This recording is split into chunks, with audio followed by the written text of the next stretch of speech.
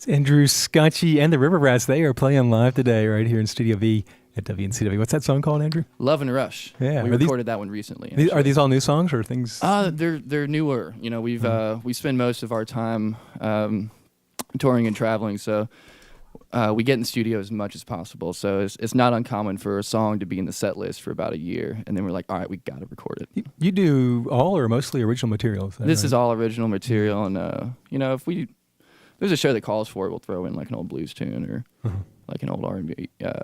Like Shake, Rattle, and Roll, we do a cover of that. That's a lot of fun. You know, it's funny, I keep seeing references to you out there in the media as a blues band. Yeah. And you're only very tangentially what I call this blues, you know.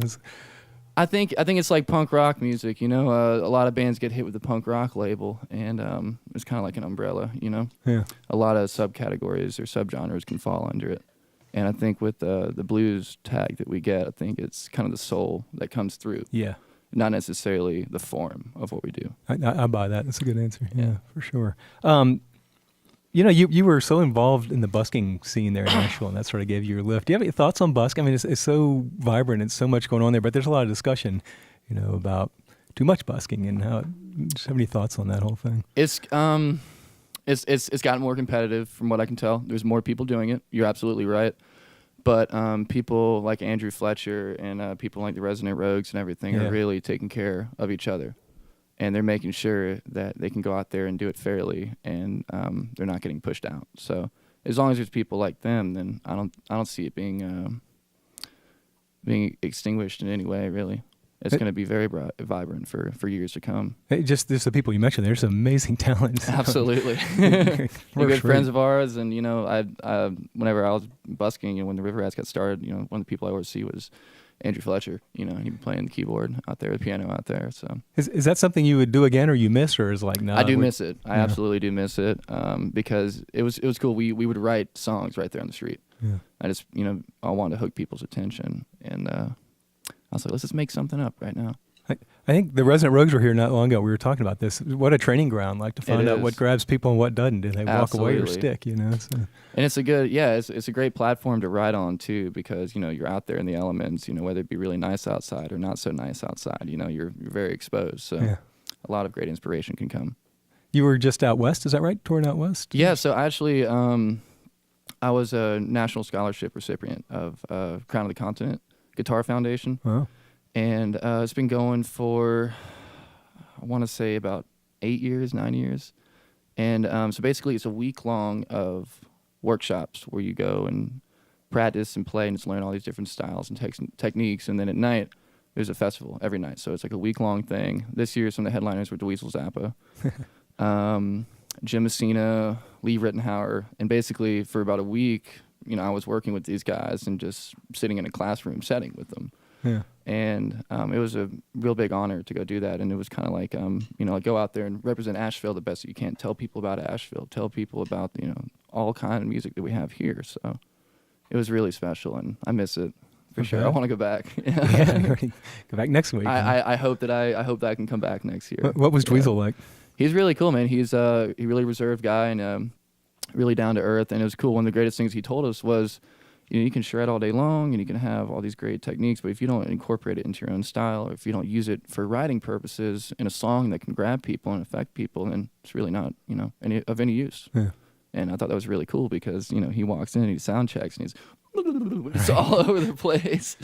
I'm like, wow. And he's like, yeah, that doesn't mean anything. You know, you have to make it sing. You have to make it speak, and you have to be able to make it sing, you know, in the song. So. Can you shred like that? Is that? Yeah, give me a second. Hold on. No. No, not like him. No. Yeah. Were you a guitar player first, songwriter second? How did the whole thing get started with you musically? I started playing guitar when I was 10 years old. Started taking lessons. I'm 20. I'm going to be 24 this weekend. And my dad, Tom, would take me to all these concerts. And I remember after one concert, we went and saw Mother's Finest 38 Special and Leonard Skinner. You know, it was a great Southern rock concert. And we came back. My oldest brother was like, yeah, we're going to play guitar now. I'm like, oh, okay. Yeah. Because you know, whatever he did, I wanted to do too. And I really got addicted to it. It became like an obsession. And I didn't start writing until I was about 14 or so. And the singing too? Was that hard to add in? I never planned on being a singer. Yeah. And I think after my dad died, I just, you know, had a lot that I wanted to shout and scream about. So it came quite naturally. For So sure. along those lines, the show this Saturday, which is the birthday bash. It's not a party; it's a bash, folks. It's a birthday bash at the ISIS Music Hall. And you were saying, I think off mic, but that's dedicated to the memory of your father. So. Absolutely. My dad was shot and killed in his workplace in West Asheville, and it was a tragic blow to the community, and obviously a tragic blow to my family. And music has been the way that I can hang on and get through all that. And I try to demonstrate that to people as much as possible. That something, as beautiful as music can really help us every day in many different ways. But yeah, we're gonna have a slideshow of pictures throughout his life, and it's really cool. I've gotten messages from people that he went to high school with, and like, "Hey, we're coming," and so it's gonna be great. We're gonna have a lot of fans there, but it's also gonna be a lot of family. Yeah, A lot of family for sure. sounds cool. So again, that's Saturday, ISIS Music Hall. I think 9 o'clock or so. Get started. Woody Wood's 9 o'clock, Woody Wood. That's right. And then Ashley Heath's coming out there. Oh yeah, we had a rehearsal with her last night, and we're really excited. Like She I said, was here. What? yeah, I weeks ago, thought so. something Yeah, I saw she- her CD right over there. Yeah. Hi, Ashley. Awesome. Again, if you want to learn more, the website is Andrew Scotchie, SCOTCHIE music.com. there. You go. And brand new CD out. It's a live recording and another Studio One in the can, sort of. It's in the works. The CD that we got out about a week ago, and they're going really fast. So if people are interested in capturing or having their copy of this live sound that we have, hit us up as soon as possible. It's called Live at Highland Brewing Company, and you can actually pick them up at Highland Brewing and record stores in Western North Carolina. And your show, for example, tomorrow or Saturday night. How long did these songs stretch way out? Some of them, or We like to jam a good bit. I'm a firm believer in giving a song as much as it needs, and that's it. But at the same time, when you have people like Jack and David Earl and Ashley and Patrick, on the lineup, there's going to be some jamming. All right. Yeah. Let's get another song. What's up next?